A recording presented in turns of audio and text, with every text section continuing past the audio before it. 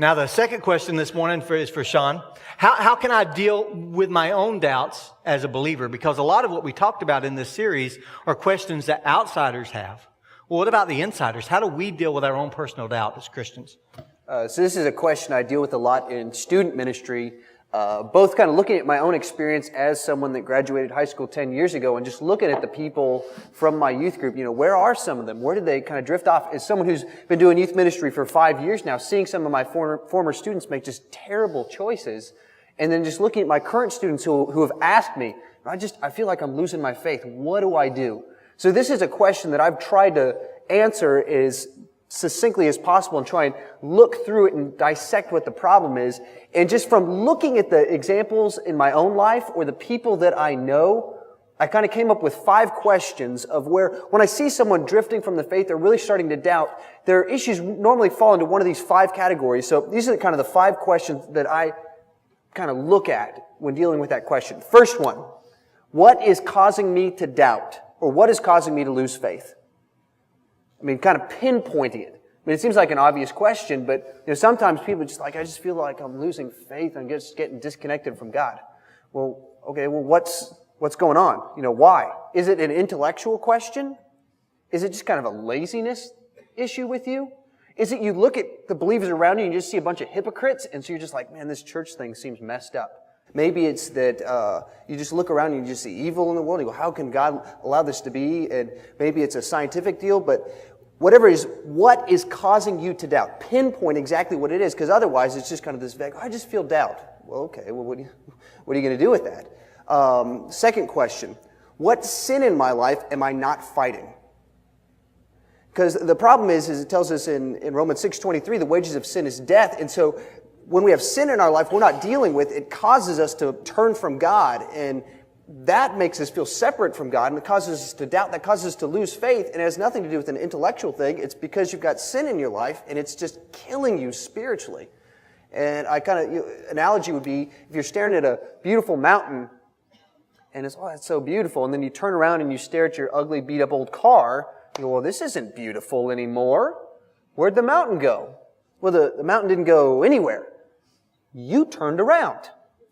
Well, if you're living a life of sin, in rebellion from God, running away from God, well, naturally you're going to start doubting it because you're not seeing the beautiful God that's right there. He didn't go anywhere. You turned away. But He's still right there. So, first question, what is causing me to doubt? Second question, what sin in your life are you not dealing with? Third question, what spiritual discipline or normal Christian activity are you not participating in? So if the Bible kind of lays out, this is what the Christian life is supposed to look like, this is what you're supposed to do as a believer. Pray, read your Bible, go to church. Don't forsake the assembly of believers. As believers, we're supposed to get baptized. As believers, we're supposed to take communion. If these are kind of normal Christian activities, we're supposed to be in community. If that's what the normal Christian life is supposed to look like, and they told us that's what it's supposed to look like, we shouldn't be surprised when we're like, wow, this Christian life thing doesn't feel like it's working. Well, of course it's not, because you're not doing it right. And kind of leading off of that, are you an active community with strong believers? Because a lot of times if we're kind of hanging out with people that pull us away from God, well, why would we be surprised if we start to doubt and lose faith? I can think of, some people I've known in the past that stop going to church for, silly reasons. I don't like the music. And they start hanging out with a group of friends that don't go to church and have all these doubts, and they start just keep talking to them all these doubts. So all of a sudden, they're not being fed spiritually. They're not in a community of believers. And then this person is just shocked when all of a sudden basic spiritual truth don't make any sense to them anymore. Well, I just don't, this stuff doesn't make sense to me anymore.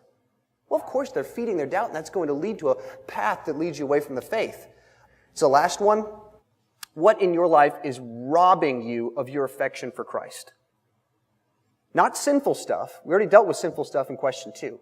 But what good things?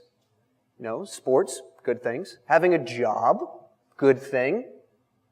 Watching TV, not inherently sinful. But if that is at the center of your life, with teenagers, if you're just on Facebook all the time, well, I don't have time to read my Bible because I got to update my status. Okay. You know, if the things in your life are just making you so busy you don't have time for God, or if all of your attention is going towards all these things that aren't bad, if your job just keeps you so busy and you're just so tired, if those things are just pulling you away from God, it's not that the thing itself is sinful, it's that your response to it, or the way you're treating it, or the way you're prioritizing it, that's where the problem is. So look at your life. You know, what's the cause of your doubt? What's causing you to lose faith? What sin are you not addressing? What normal Christian activity that Jesus said, you're supposed to do this, are you not doing? Who are you hanging out with? And what in your life is robbing you of your affection for Christ? What is too high up on the pedestal? What is above God in your life? Good deal.